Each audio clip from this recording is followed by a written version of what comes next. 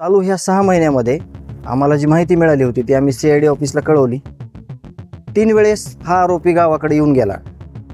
3 वेळेस आणि ही माहिती खरी होती आणि त्यांनी देखील मान्य केलं की हा आरोपी तिथं आलेला होता. परंतु त्याच्यावर त्यांचं जे तपास आहे किंवा त्याला शोधाशोध चालू आहे, त्याच्याकडे कुठलाही मोबाईल नाही किंवा तो मोबाईल वापरत देखील नाही.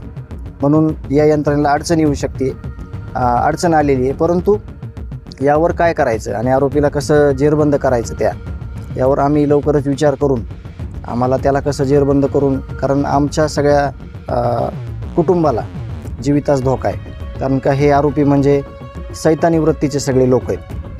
त्यांचं समर्थन करणारे तिथंच आले, हे आरोपी तिथंच आले. तर त्या गोष्टीवर आम्ही त्यांना मागणी केलेली आहे. लवकरात लवकर त्याच्या मुसक्या ओढून त्याची पूर्ण जिल्हाभरात पोलीस प्रशासनानं धिंड काढून लवकरात लवकर त्याला जेलबंद करावं अशी आमची मागणी आहे आणि ते लवकरच होईल अशी आम्ही अपेक्षा करतो. मंडळी, विचार करा, महाराष्ट्रामध्ये एक मोठं हत्याकांड झालं होतं. ते म्हणजे सरपंच संतोष देशमुख आणि सर्व महाराष्ट्र हा रस्त्यावरती उतरला होता. एक आरोपी मात्र कधीही सापडला नाही. 1 वर्ष होऊन गेलं तरीही आरोपी मात्र फरार आहे. तो म्हणजे कृष्णा आंधळे. तो जिवंत आहे की मारला याचा काय पुरावा सापडला नाही. परंतु हा कृष्णा आंधळेमुळे एक प्रकरण आता पुन्हा अस्तित्वात आलं. ते म्हणजे कृष्णा आंधळे त्यांच्या गावी 3 वेळेस जाऊन आला आहे. ही एक लाजिरवाणी गोष्ट म्हणावी लागेल.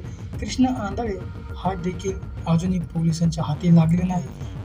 तो ज्याला सापडेल त्याला पोलिसांनी बक्षीस देखील मंजूर केलं होतं. परंतु हा कृष्णा आंधळे असा लपला आहे की त्याला कोण लपवत आहे की पोलिसांना कृष्णा आंधळे सापडून द्यायचा नाही.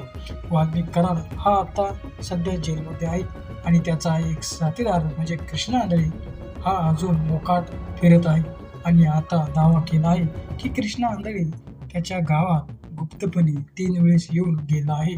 तर मंडळी, असं जर घडत असलं तर ही खूप शोकांतिका म्हणावी लागेल.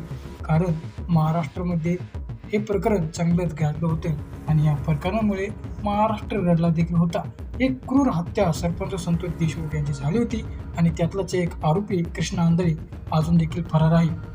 की त्याला कोण लपवत आहे असा प्रश्न आता पडला आहे. तर मंडळी, तुमची यावरती काय प्रतिक्रिया आहे कमेंट सेक्शनमध्ये आम्हाला नक्की कळवा आणि लोकसंग्रह YouTube चॅनल सबस्क्राईब केलं नसेल तर सबस्क्राईब नक्की करा.